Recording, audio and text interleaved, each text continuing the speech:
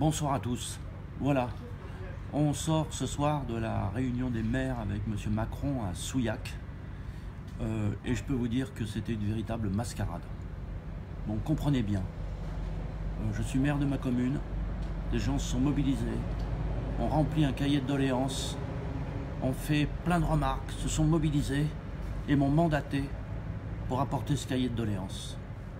Et à quoi a-t-on assisté? À un soi-disant débat, et le président Macron a eu l'audace de dire que c'était un débat sans filtre. Or, il n'y a eu que des filtres. Premier filtre, aucun citoyen présent, des barrages à plus de 10 km, des contrôles d'identité dans tous les sens. Et à la fin, quand on est arrivé dans la salle, j'avais demandé à pouvoir intervenir, bien entendu.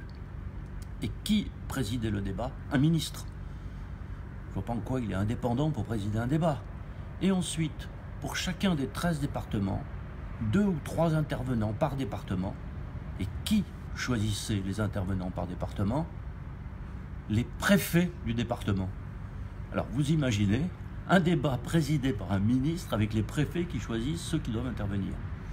Cela n'a pas empêché quand même un président d'association de maires ruraux d'avoir été au milieu des cireurs de pompe, quelqu'un qui a osé élever la voix et remettre en cause M. Macron.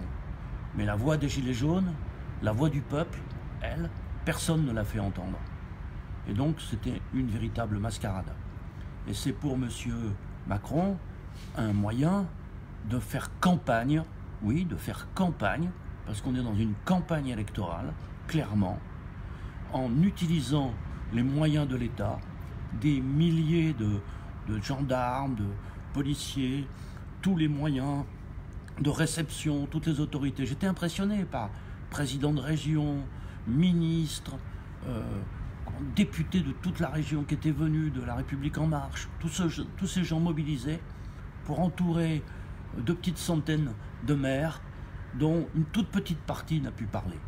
Donc nous avions joué le jeu. Nous avons dit nous allons répondre à l'invitation.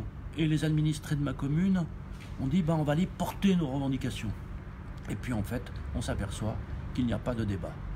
Donc la mobilisation des citoyens pour leurs revendications doit se poursuivre et doit se faire sous toutes les formes nécessaires, de manière pacifique. Mais ne comptez pas sur ce débat officiel pour être entendu. Il faudra passer par d'autres expressions pour pouvoir faire entendre notre voix. J'ai été frappé que dans toutes ces présentations, notamment de M. Macron, il y a une chose qui domine. Je ne changerai pas de cap. Il maintient ce qu'il appelle la politique de l'offre et il maintient son refus de faire payer les plus riches.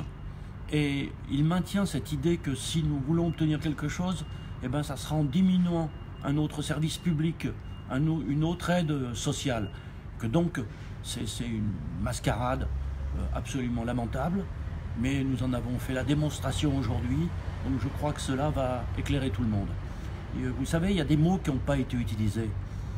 Le mot salaire, dans le discours de M. Macron, des mots n'ont pas été utilisés. Le mot salaire minimum, l'augmentation des salaires, l'augmentation des retraites.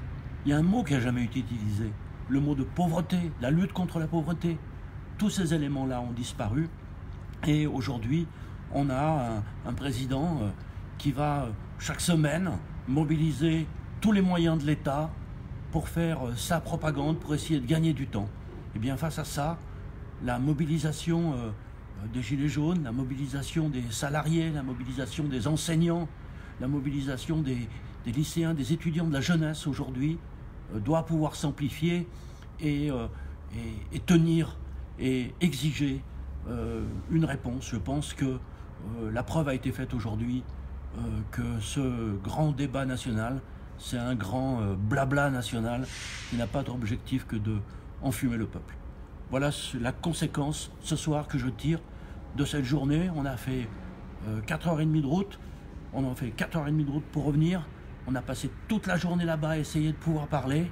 Mais j'étais mandaté par les habitants et j'ai l'habitude de respecter le mandat que me donne le peuple. eh bien, je rends compte ce soir de ce mandat. Nous prendrons le temps de nous réunir sur le terrain et de nous mobiliser dès demain. Voilà, nous le ferons dès demain samedi. Mais voilà, nous avons rempli notre mission et les choses sont maintenant claires. Le grand débat national, c'est vraiment quelque chose, une opération d'enfumage. Merci, bonne soirée à tous.